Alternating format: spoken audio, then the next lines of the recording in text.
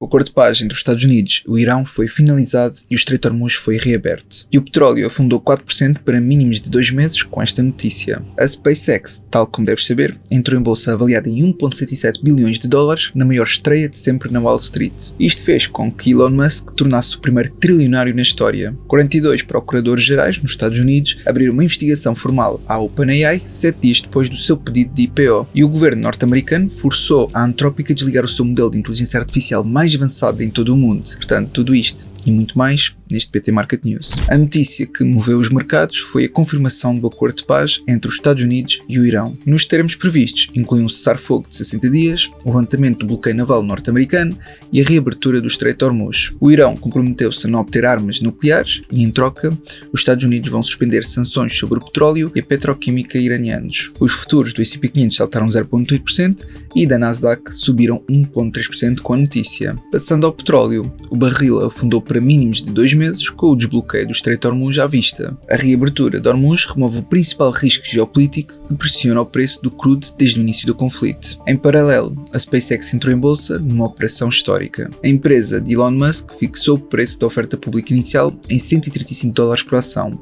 com a venda de mais de 555 milhões de títulos a render 75 mil milhões de dólares. A avaliação ficou nos 1,77 bilhões de dólares, o que faz desta a maior estreia em bolsa de sempre nos Estados Unidos. O múltiplo Price to Sales está em 65 vezes as vendas anuais. O múltiplo é mais do dobro do que a Nvidia, que atingiu no pico da euforia da inteligência artificial. Isto tudo fez com que Elon Musk se tornasse o primeiro trilionário na história. A humanidade demorou 206 anos a passar do primeiro milionário, que foi John Jacob Astor, em 1820, ao primeiro trilionário. Convém notar que quase a totalidade desta fortuna é riqueza em papel ligada à participação de Musk nas suas empresas, sobretudo agora na SpaceX. E a título de curiosidade, a SpaceX entrou em bolsa com o código SPCX e os primeiros minutos foram caóticos. Milhares de investidores compraram por engano ações da Virgin Galactic com o código SPCE, pensando que era a SpaceX, e ficaram a perder quase 30%. E sobre a OpenAI, 42 procuradores gerais norte-americanos abriram uma investigação formal à empresa.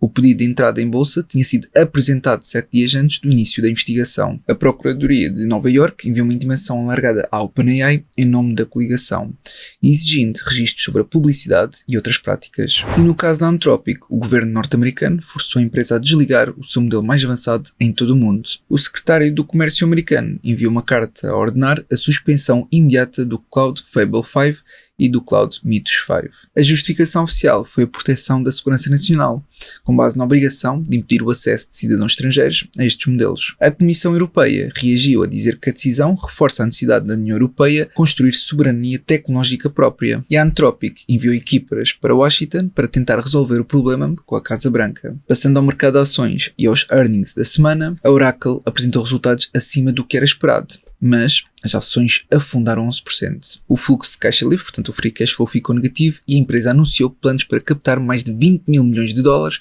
para projetos de centros de dados. Aproveito também para agradecer à Freedom24 por apoiar este vídeo, sendo que eles têm vários instrumentos financeiros, como ações, ETFs e obrigações, em bolsas como a Nasdaq, New York Stock Exchange, entre outras, sendo que eles também têm várias ferramentas que permitem auxiliar na respectiva análise. Continuando nos earnings, a Showtime Foc, a gigante de joalharia, viu as ações disparar 15% com lucros recordes puxados pelo preço do ouro. Neste setor da cibersegurança subiu 29,5% no ano, enquanto o software está praticamente parado. Sobre a inflação, mas nomeadamente no PPI, que é os preços do produtor norte-americano, subiram 1,1% em maio, que é bem acima dos 0,7% que era esperado. Esta leitura complica a missão do novo presidente da Reserva Federal para vender cortes das taxas de juros ao Conselho. Já no mercado de trabalho dos Estados Unidos, os americanos continuam sem encontrar emprego. O número de americanos fora da força de trabalho que querem ter emprego subiu para 6,2 milhões em maio, que é o terceiro valor mais alto desde julho de 2021. Além disso, os custos do seguro de saúde nos Estados Unidos dispararam a um ritmo sem precedentes. Os benefícios de saúde por trabalhador deverão subir 6,7% em 2026 para pelo menos 18.500 dólares, que é o maior aumento anual em 15 anos. No mercado imobiliário americano, o preço médio das casas em venda caiu 2,4% face ao ano anterior em maio, para 429.500 dólares. É a maior queda anual desde pelo menos 2017, com preços a recuar em 35 das 50 maiores áreas metropolitanas. Já os inventários de petróleo nos Estados Unidos atingiram um mínimo de 22 anos, em pleno início da época alta de condução. No panorama económico mundial, no Japão a inflação no produtor subiu 0,9% em maio, que é a segunda leitura mais alta desde outubro de 2022. Em termos homólogos, os preços no produtor saltaram para 6,3%, com a leitura de abril revista em alta para 2,8%, que já são máximos desde 2014. E o Banco Central Europeu manteve a postura de espera e adiou para o verão uma eventual nova subida dos juros. Na zona euro, a inflação já tinha acelerado para 3,2% em maio, que era o valor mais alto desde setembro de 2023. A Euribor a 6 meses subiu para 2,639%, que é um novo máximo desde janeiro de 2025. E a Suíça rejeitou em referendo uma proposta para limitar a população a 10 milhões de habitantes. Cerca de 54% dos eleitores votaram contra a iniciativa,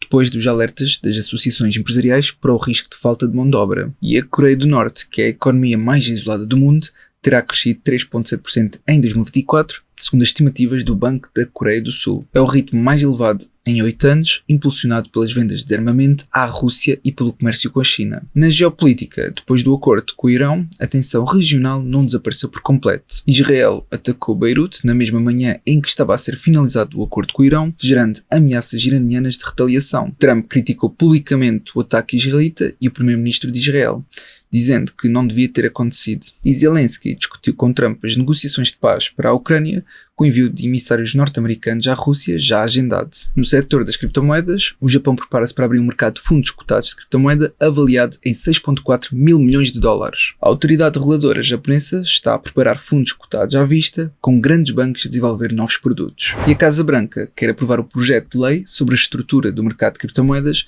até 4 de julho. No que toca ao mercado acionista, o índice Buffett mostra uma recente recuperação depois de ter tocado nos 230%.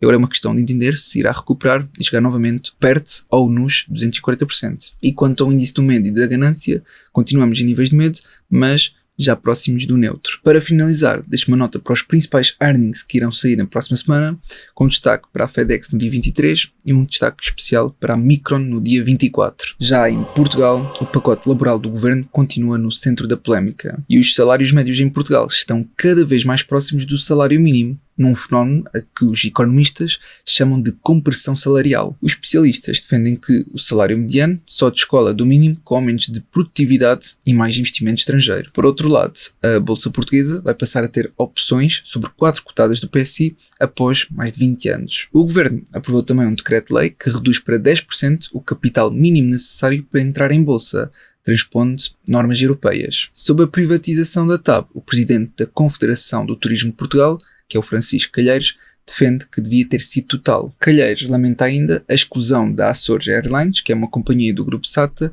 daquele mesmo processo de privatização. E o turismo continua a puxar pela economia portuguesa, com Calheiros a confirmar que se 2026 for igual a 2025, será um excelente ano. Admite ainda aumentos de 5 a 7% no preço final do consumidor devido à pressão inflacionista. E para finalizar, a indústria agroalimentar e das bebidas espera ultrapassar os 5 mil milhões de euros de valor acrescentado bruto até 2030. Aliás, Portugal é o país da Europa onde mais cerveja é consumida fora de casa, segundo dados da Associação de Cervejeiros de Portugal. O Mundial de Futebol deverá trazer também cerca de 1.000 milhões de euros à economia portuguesa, pelo menos segundo um estudo do IPAM, com benefícios na restauração, redes sociais e, infelizmente, apostas. Portanto, isto é tudo o que eu tenho para partilhar. Eu realmente espero que tenha sido útil. Se foi, não te esqueças de colocar um gosto para apoiar e até uma próxima.